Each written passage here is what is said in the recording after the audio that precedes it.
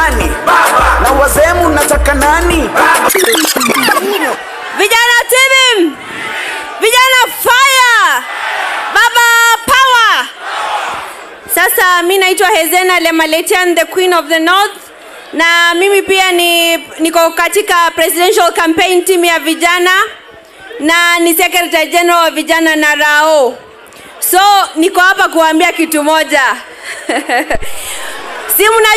Si mnajua kuna presidential candidate wawili. Ule ako visible na ule ako invisible, sivyo?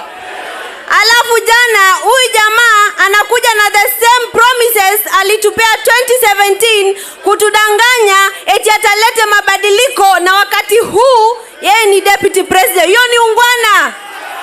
Ni ungwana. Jana amekaa tu hivi kwa sababu anachukia kina mama na anawadharau na anatukejeli.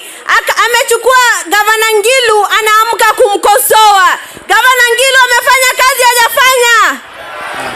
Anasema kwamba Gavana Ngilu alitumia 136 million kutoa 100,000 jobs.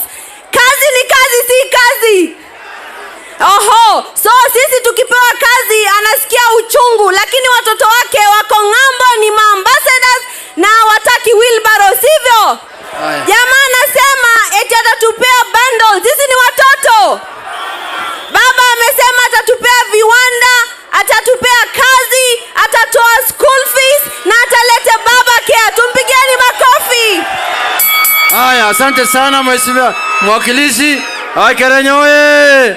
Sasa nataka kualika senator wa Nyamira.